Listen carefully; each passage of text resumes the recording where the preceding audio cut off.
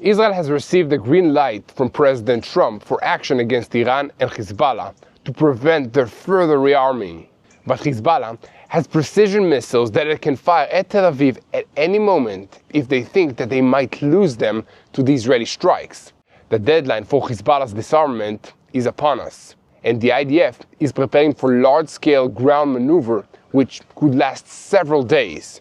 But even before that, Israel has been on maximum alert for the last 24 hours against the threat of a New Year's jihadist attack from Syria or possibly elsewhere. So welcome to Boots on the Ground. I'm your host Yair Pinto, bringing you the full picture about what's happening in Israel. There's a great concern in Israel that Iran might try to divert attention from the massive domestic protest that it is facing by launching a preemptive attack against the Jewish state of Israel. Right now, the security establishment is following events from the east with a very high level of alert.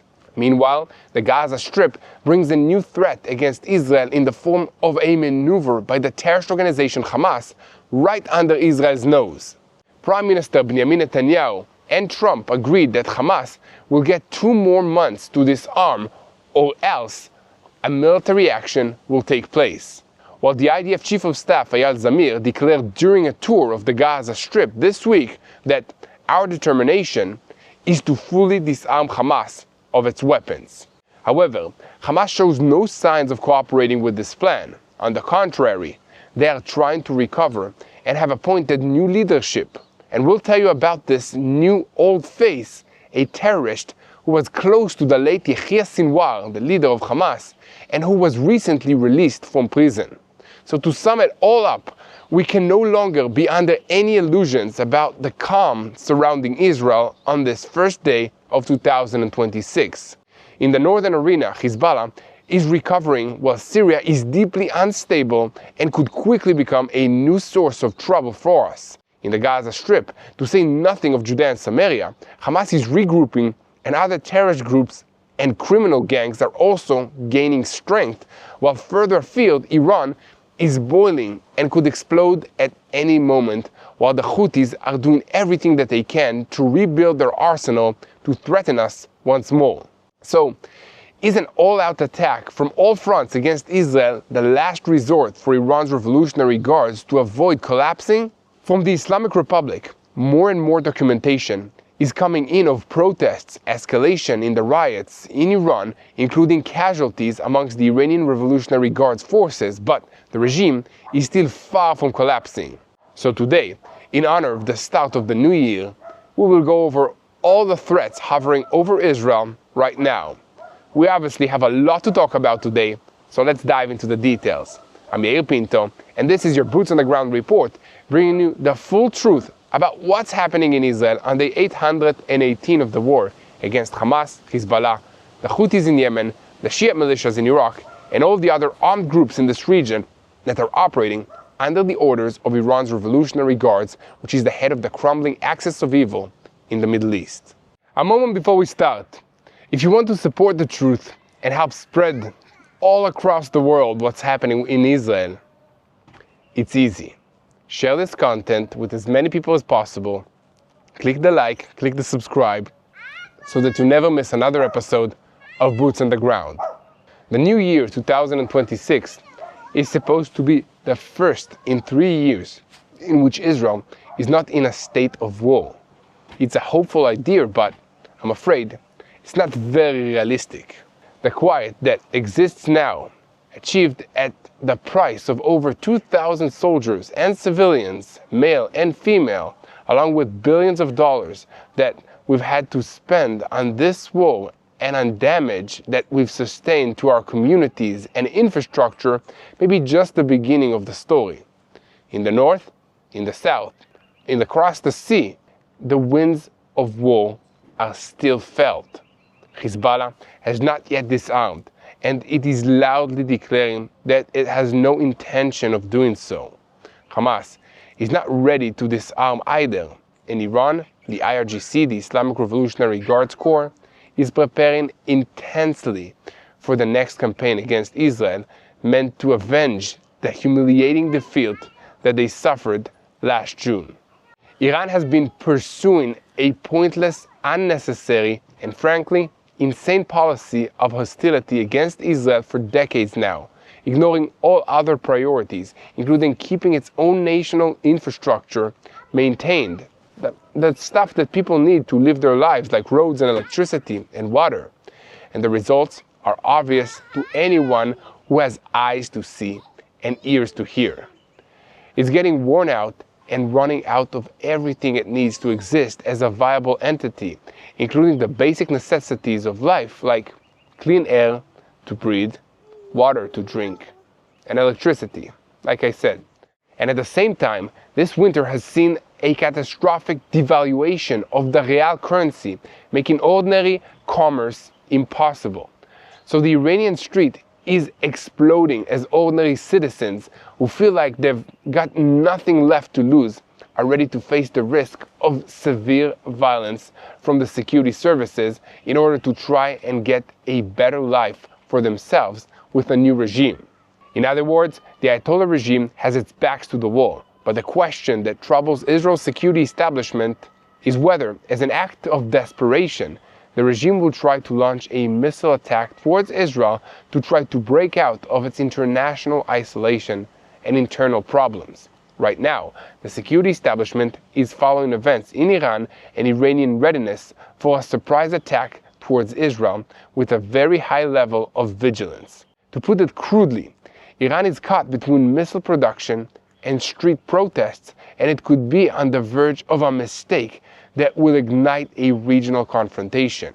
As I'm sure that you've heard, while Iran is trying to quietly rebuild the missile arrays and the military capabilities that were severely damaged last summer, waves of protests are expanding in the streets of Tehran and other major cities all across Iran. The demonstrations have spread to universities and to commercial centers and have included violent clashes with riot police. And on that subject, it is notable that in some places, the police have retreated in the face of the crowds, and in other places, they have simply stood their ground, but not tried to push the protesters back. And it's a bad sign for the regime, one of many signs that we see from there. So Israeli and American intelligence services have issued warnings that if the regime finds itself under too much pressure at home, with leadership that feels that time is working against it, they might choose the path of escalation.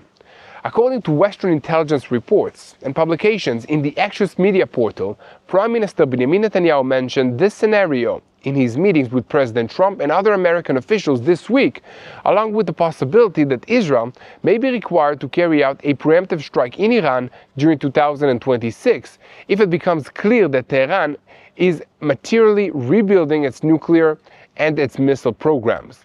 For his part, President Trump made it clear that if Iran returns to this track, the consequences will be more severe than the last time, but added that he would prefer an agreement if a real diplomatic window is presented.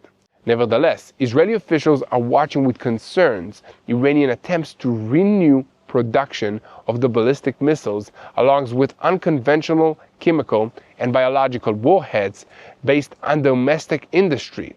This is after most of the Islamic Republic's air defensive array was destroyed in Operation Rising Lion. Security officials emphasized that Iran has not yet returned to the scales and the capabilities that it had on the eve of the war, but warned of Islamic Revolutionary Guards exercises that could serve as a cover for a surprise attack. And at the same time, we're seeing some interesting developments within the regime itself. President Masoud Pezeshkian has made a pragmatic call for dialogue with the protesters, while other senior figures threaten to use a heavy hand and blame Israeli agents for stirring up the protesters, refusing to acknowledge that they themselves have made any mistakes that the protesters have a legitimate right to complain about. It's always like this with ideological regimes. However, the chaotic and uneven response demonstrated over the last few days raises a worrisome possibility that there is actually no one in charge. That means that an Iranian strike on Israel could come not as a result of a calculated decision, but by leadership, but rather it could happen simply because of a mistake that takes place. It could even happen because someone just gets tired of waiting for the leadership to make a decision and decides to take matters into his own hands. In any case, there is a serious risk that if this regime or even rogue elements within the military or the IRGC feels concerned and desperate, they might try to divert the anger of the protesters against them outward through a military move against Israel. And amidst all of this, Israel's security establishment says that there will be no choice but to return and to strike Iran in the face of its attempts to rebuild air defenses and the ballistic missiles arrays. But for now, the red line that Israel marked has not been crossed, and therefore, there are more urgent matters to handle. That's because the deadline set for Hezbollah to disarm has passed, and Israel has been given green light by the President Donald Trump to strike the Lebanese Shiite terrorist group. But before we get into that story, I want to invite you once again to share our content, follow us, leave a like, and make sure to subscribe to TBN Israel so that you never miss another episode of Boots on the Ground. So, is Tel Aviv about to once again face the reality of precision missiles fired at it from Lebanon? This is no longer a theoretical question because at midnight on Wednesday, December 31st, the deadline for Hezbollah's disarmament expired, and they didn't make it, probably because they don't want to. Now, in the space created between the ultimatum and reality, that same dangerous formula is being rebuilt. A terrorist organization armed to the teeth, a weak government that is afraid to act, an Iranian sponsor which is financing the rebuilding of Hezbollah, and the IDF that drills day after day for a scenario of several days of fighting inside Lebanon. On paper, it was clear what was supposed to happen, but didn't. The Lebanese army was supposed to disarm Hezbollah, at least south of the Litani River, closer to the border with Israel. In practice, according to the reports, the Lebanese government intends to soon declare the end of the operation in the south and announce that it will not expand it northward. This is not only an operational failure, it is a political decision that leaves Hezbollah's political arm as a force that dictates the sovereign state's boundaries of action. The meaning is that Hezbollah gets precious time to rebuild infrastructure, restore discipline, and regain capabilities, especially around the precision missile project and the attack arrays. They have paid no domestic penalty for ignoring the demands by the internationally recognized government, which had the theoretical backing of the United States, France, and even the United Nations Security Council Resolution 1701 that they will disarm. And so because they paid no penalty, they felt free to proceed with their own plans. And now, it is apparent that the numbers accumulating since the ceasefire went into effect indicate that the problem is not a localized incident, but a method. Hezbollah carried out 2,024 violations of the ceasefire agreement over the last year, while the Lebanese army enforced only 593 of them. 863 enforcement requests were transferred to the Lebanese army, while the IDF was forced to enforce on its own about 90 violations, and 145 targets are still defined as open, meaning that the targets that were not handled by the Lebanese army. At the same time, Israel carried out about 390 preemptive strike operations in Lebanon over the past year, including against operatives who served as liaisons and rebuilding cells between villages in the southern parts of Lebanon and the Hezbollah headquarters northern up. This is a sign that the rebuilding is happening inside the civilian space, not in clean outposts. In the background, Iran is pushing Hezbollah back to the center stage, sending them money, weapons, and one strategic directive: not to lose the northern front as a card against Israel. And once again, in the face of all of this, Israel has had no choice but to act against Hezbollah on an almost daily basis, and in recent weeks, the operational tempo has increased.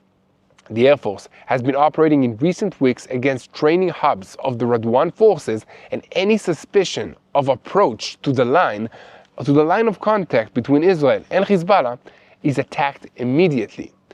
And here the political dimension is also relevant.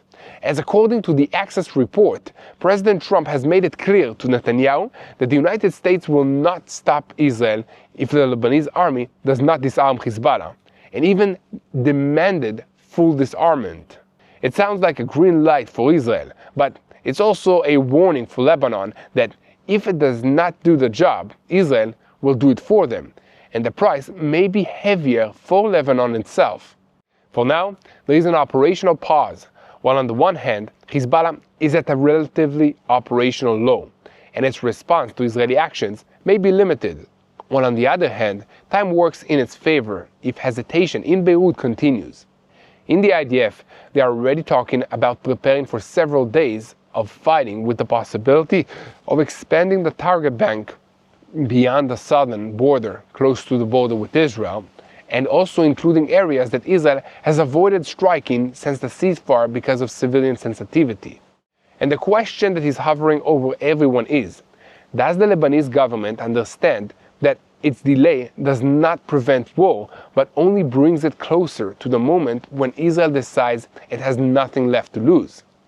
And here, at TBN Israel, we will continue to bring you the full truth. And before we continue to the news about what Hamas is planning next in Gaza and also in Jenin in Judea and Samaria, we'll move next door to the other big issue in the northern arena, and that is the re-emergence of ISIS in Syria. So before we move on, I just want to call on you to help spread the truth. Hit that subscribe button.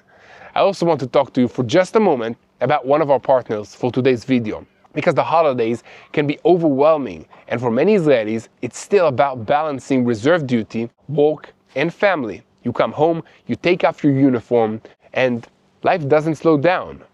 I know that feeling. I've come back from reserves trying to be present at home, catch up at work, and still feeling completely drained. So as this new year begins, I made a decision, a New Year's resolution, not to do more, but to take better care of my health so that I can actually show up for the people who depend on me 100%. And that's a decision that any of us can make going into the new year. And that's why I'm continuing to use Vinia. It's an Israeli supplement made from red grape cells that helps support healthy blood flow to the heart, the brain, and the muscles. For me, that means better focus, steadier energy, and fewer days of feeling foggy or burnt out. So I started using Vinia during my mobilization in reserves into the Gaza Strip in 2023, and I'm still taking it today. So if you're thinking about the New Year's resolution that you can actually keep, taking care of your health is a good place to start. So you can learn more at tbnisrael.com. Or you can also call 800-638-1944. Again, it's Vinia, tbnisrael.com, or call 800-638-1944. And now, we're getting back into the news, because in Syria, a window of danger has reopened that greatly worries Israel's security establishment, while eyes are turned to Lebanon and Hezbollah, jihadist organizations, some of them ISIS affiliates, and some ideological imitators, are returning to operate with big force. The concern in Jerusalem is not only from continued internal violence and instability inside Syria, but from terror spilling outwards through less expected routes, possibly including the Jordanian border, open desert areas, and corridors that in the past were considered relatively marginal. For instance, the attack in Tadmor, Syria on December 13, in which 3 Americans lost their lives, marked a turning point. Shortly after that came the attack in Homs, in an active Shiite mosque, with 8 fatalities and dozens of wounded. The claim of responsibility by Sariya Ansar el-Sunnah, which is an organization with extreme jihadist ideology and harsh sectarian discourse against Alawites, made clear that this is a new, organized wave of terrorism that knows how to operate beneath the security radar of the transitional government in Damascus. For Israel, this is a clear indication of deep breaches in the Syrian security mechanisms. If this is the best that al-Julani regime can do, then it's unwise to continue counting on this regime to keep things stable in Syria. On that note, there are large-scale street protests in the Alawite heartland, including the cities of Latakia, Tartus, and Hama, which have escalated into armed violence, and these flare-ups expose a dangerous internal struggle between supporters of the previous regime and the armed Alawite elements and supporters of the El Julani regime. The results of this will be chronic instability, essentially making Syria an ungoverned space, which fits exactly the interests of Iran and the proxy elements seeking to re-establish themselves in Syria. Here the regional dimension also enters. In Jerusalem, there is special concern about the Jordanian-Syrian space, a long, almost completely unmarked desert border that is hard to seal hermetically. The assessment is that jihadist organizations will try to exploit this area for smuggling weapons, infiltrating cells, or creating terrorist infrastructures that will threaten both Israel and Jordan. Therefore, in the IDF and the Shin Bet, a dedicated preparedness is being carried out that includes increased intelligence collection, cooperation with Jordan, and also strengthening rapid response capabilities for any scenario of infiltration or a cross-border attack. And in the background of all of this stands diplomacy as well. In the Trump-Netanyahu meeting this week, a complex message was conveyed. El Julani is not Assad, and he is perceived in Washington as a figure who may, under certain conditions, stabilize Syria. But at the same time, the message to Israel is clear. Diplomatic support is not blind. As long as Damascus does not actually control territory and does not succeed in restraining jihadist terror, Israel retains full freedom of security action. The bottom line is that in 2026, the beginning of this year, Syria is everyone's problem because this arena is filled with terror, sectarian struggles, and regional interests, and they all meet. And from it, the next threat could come from the places where it was least expected. Now, we're shifting our focus to our most long-standing arena, the war with the terrorist organization, Hamas. But first, I want to once again invite you to press that subscribe button so that you remain tuned to the truth in real time and never miss another episode of Boots on the Ground. Let's continue. In the Gaza Strip, the war no longer looks like one big major maneuver, but more like a systematic dismantling wall, layer after layer. On the ground, the IDF continues to operate along with is now called the Yellow Line, which separates the Israeli control of Gaza and the Hamas control of Gaza. A new security strip with one goal, that there will no longer be a reality in which Hamas sits on the fence quietly, recovers, and waits for the next round. IDF Chief of Staff Lieutenant General Eyal Zamir defined this line as a new borderline, both a forward defensive line for communities and also a base for rapid transition to attack. And then come the small proofs from the ground which tell a completely different story, the reality. For instance, there was a discovery of a loaded rocket launcher, ready for launch in Beit Hanun, with 5 rockets prepared. This is not only another tactical seizure, but a signature of a method, as Hamas is trying to preserve firing capabilities even under ceasefires and restrictions through the old means that are hidden, launched quickly, and disappear back into an underground or a civilian infrastructure. This demonstrates many things, amongst them the fact that Hamas is trying to make a transition from the model of state-like military governance to an underground guerrilla model. This is designed less to allow it to fight against Israel head-on, and more to allow it to simply survive. It means less fire against soldiers, but more use of the diplomatic weapons, including international pressure, manipulations, that includes Egypt, Qatar, and Turkey, and using the West's need for quiet to buy more time. The moment that Hamas identifies that Washington wants stability and recognition and reconstruction of the Gaza Strip, it tries to present itself as a management problem and not as a security threat that must be uprooted from the ground. And that leads us to the big question of 2026. How do you actually disarm Hamas? Not just talk about it. To state the obvious, real disarmament begins with control on the ground, not with diplomatic declarations. Any attempt at demilitarization without effective control of the space fails to account for the reality in Gaza, which includes tunnels, mobile stockpiles, small cells, and also dozens of improvised launch points. Therefore, the yellow line concept becomes central. It enables the IDF to hold a chain of outposts, create constant intelligence operational friction, and break the pattern of go in, go out, and Hamas returns. There is already a dialogue in the political security establishment regarding the possibility that the IDF will need to expand the area under its control to include up to 85% of the Gaza Strip in order to ensure full Hamas disarmament. In this context, it is important to point out that demilitarization is not something that can be accomplished by an international force that has no clear mandate, but rather it must be done by a force which has a clear mandate to search for weapons on the ground and to confront Hamas if it refuses to give those weapons up.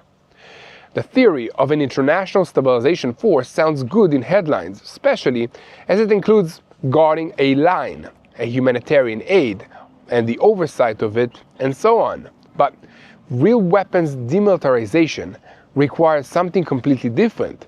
It includes aggressive patrols and searches, entering private areas, intelligence raids, seizing stockpiles, arrests, and thwarting cells within minutes. This is exactly where most international forces get stuck, as they tend to have a limited mandate and they fear the casualties, and they also are afraid of the sensitive political repercussions that they need to take in order to operate such a force within the civilian population. Therefore, in Israel's intelligence echelon, the same assessment returns again and again. If Hamas does not disarm voluntarily, Israel will disarm it. And time, according to the feeling in Jerusalem, is no longer working in favor of another round of delays. And once again, this topic was extensively discussed in the meetings this week between Prime Minister Benjamin Netanyahu and President Donald Trump and other senior American officials. The narrative that emerged from these meetings includes, on the one hand, an American desire to stabilize and to move towards reconstruction, and on the other hand, an understanding that Hamas uses exactly that desire to buy more time. Therefore, a dangerous gap has been created in which the IDF on the ground is asked to act only when Hamas violates the ceasefire, while Hamas rebuilds its survival capabilities below the threshold of overt violation. This is a model of quiet buildup, not an all-out war, but a slow return of weapons, money, and a command order. And within this, there is also a clear political landmine, and it's called Turkey. According to reports, there is no full agreement between Israel and the United States on the extent of Ankara's involvement in Gaza. Even if it was declared that there will be no Turkish soldiers in the stabilization force, the very possibility that Turkey will get a role in the reconstruction of the Gaza Strip while President Erdogan is perceived as one of Hamas's most prominent supporters all around the world creates a deep suspicion in Israel that reconstruction mechanisms will become a bypass route for Hamas reconstruction as a military force and a terrorist organization.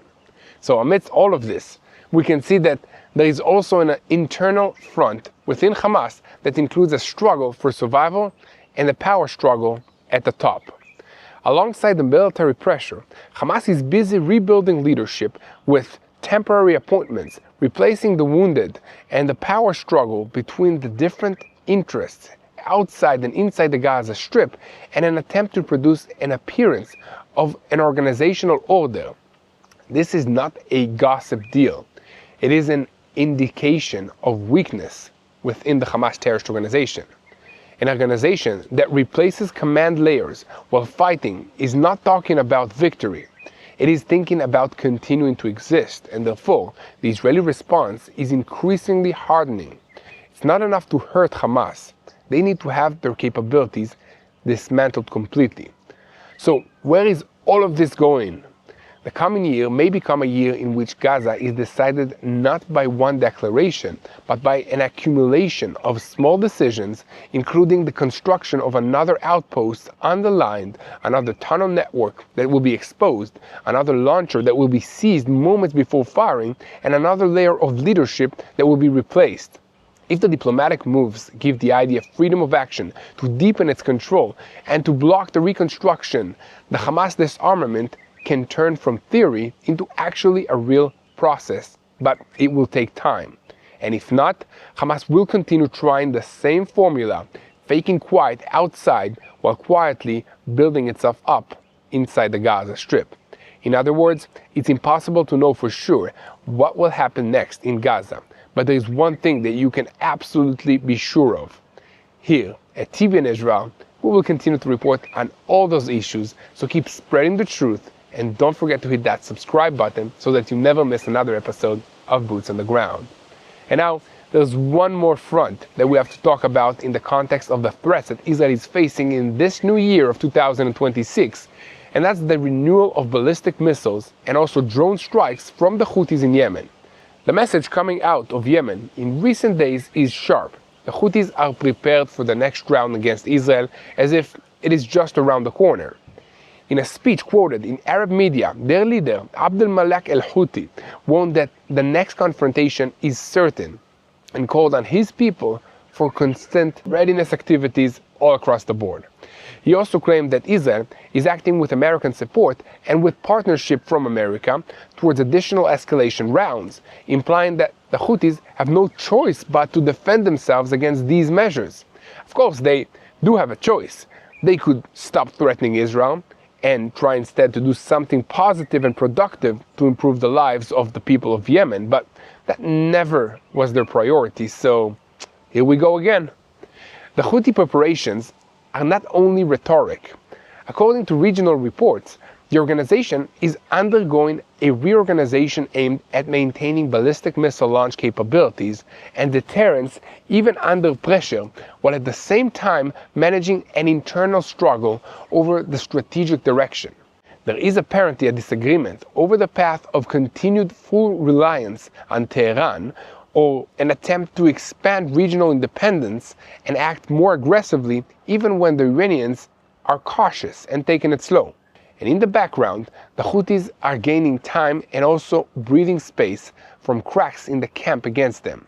The rift between Saudi Arabia and the United Arab Emirates regarding what steps to take in southern Yemen and the separatist forces that are splitting the containment effort, and they reduce the chance of applying concentrated pressure that would actually push the Houthis back in a short term. From their perspective, the more the rivals are busy with fighting each other, the easier it is to maintain control in the north and to continue threatening international shipping routes. And opposite that, Israel is building a Red Sea arc, whose goal is to choke Houthi buildup and close the maneuvering spaces. Israel's recognition of Somaliland and the international discussion that aroused around it signal a desire to deepen a hold along the corridors that lead to Bab el-Mandab Straits, the strategic choke point where the Houthis can turn one missile into a global event.